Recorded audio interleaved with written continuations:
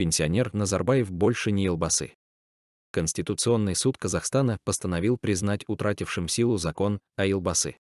Постановление является окончательным и обжалованию не подлежит. Во вторник, 10 января, Конституционный суд постановил признать утратившим силу закон о Елбасы, регламентирующий его статус и специальные привилегии.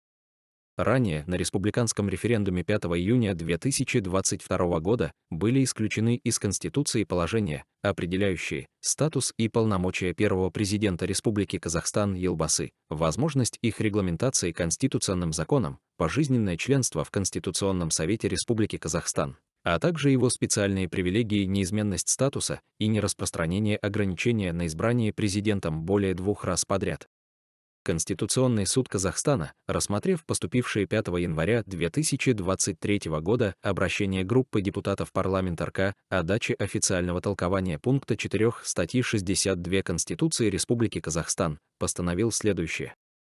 Основываясь на воле народа Казахстана, выраженной на республиканском референдуме от 5 июня 2022 года об исключении из Конституции Республики Казахстан пункта 4 статьи 46 и других норм, признать, что в настоящее время в Конституции Республики Казахстан отсутствуют правовые основания для сохранения конституционного закона Республики Казахстан о первом президенте Республики Казахстан Елбасы в действующем праве Республики Казахстан, в связи с чем он подлежит признанию утратившим силу. Говорится в тексте постановления. Постановление вступает в силу со дня его принятия, является общеобязательным на всей территории Казахстана, окончательным и обжалованию не подлежит. С полным текстом документа можно ознакомиться на официальном сайте Конституционного суда Республики Казахстан.